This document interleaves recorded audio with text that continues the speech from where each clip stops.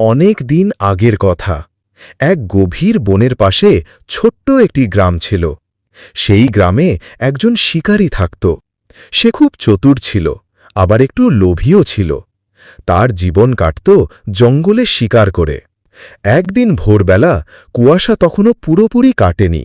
শিকারী তার জাল ও ভাঁদ নিয়ে বনের ভেতর ঢুকল। পাখিদের কিচিরমিচির শব্দে বন ভরে গেছে। কিছুক্ষণ পর সে একটি ছোট্ট সুন্দর পাখিকে ফাঁদে আটকাতে পারল। পাখিটি খুবই ছোট ছিল, কিন্তু পাখিটির ছিল অনেক বুদ্ধি। শিকারীর হাতের মুঠোয় পড়েই পাখিটি ভয় পেয়ে চুপ হয়ে যায়নি, বরং সে খুব শান্ত গলায় কথা বলতে শুরু করল। পাখিটি বলল, হে মহান শিকারী, তুমি তো খুব শক্তিশালী মানুষ। শুনেছি তুমি অনেক বড় বড় পশু শিকার করেছ, বাঘ, ভালুক, হরিণ, কত কি। শিকারী এই কথা শুনে একটু অবাক হল, আবার মনে মনে খুশিও হল, কারণ প্রশংসা শুনতে কে না ভালোবাসে। পাখিটি আবার বলল, আমি তো একটা ছোট্ট পাখি, আমার ওজন খুবই কম, আমাকে খেয়ে তোমার পেটের এক কোণাও ভরবে না। শিকারী ভাবল, কথাটা তো ঠিকই বলছে। পাখিটি বলল, তুমি যদি আমাকে ছেড়ে দাও, তাহলে আমি তোমাকে এমন 3টি মূল্যবান উপদেশ দেব যা তোমার সারা জীবন কাজে লাগবে। শিকারী একটু ভাবল, তারপর বলল, ঠিক আছে, দেখি তুমি কি বলো।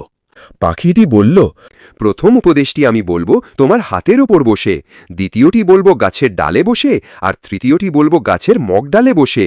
শিকারী রাজি হল।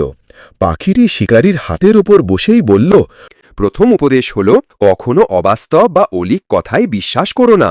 শিকারী মাথা নেড়ে বলল, খুব ভালো কথা, সত্যিই অবাস্তব কথা বিশ্বাস করা বোকামি। এরপর পাখিটি বলল, এখন আমাকে গাছের ডালে যেতে দাও, সেখানে বসে দ্বিতীয় উপদেশটি বলবো।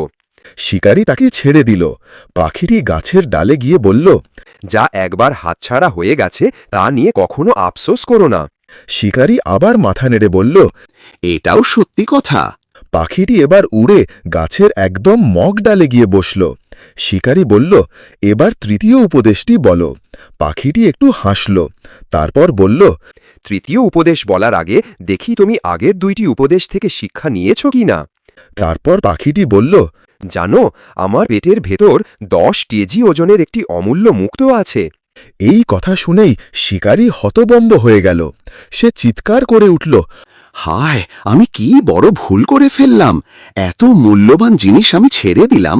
সে লাফাতে লাগল পাখিটাকে ধরার জন্য, কিন্তু পাখি তখন অনেক উপরে। পাখিটি হেসে বলল, দেখো, তুমি আমার প্রথম উপদেশই ভুলে গেলে। আমি তো মাত্র সামান্য ওজনের পাখি, আমার পেটের ভেতরে 10 কেজি ওজনের মুক্তো থাকবে কিভাবে। আর দ্বিতীয় উপদেশও ভুলে গেলে, যা চলে গেছে তা নিয়ে আফসোস করতে নেই। তুমি শুধু উপদেশ শুনেছ, কিন্তু তা থেকে শিক্ষা নাওনি, তাই তোমাকে তৃতীয় উপদেশ দেওয়া অর্থহীন। এ কথা বলে পাখিটি ডানা মেলে আকাশে উড়ে গেল।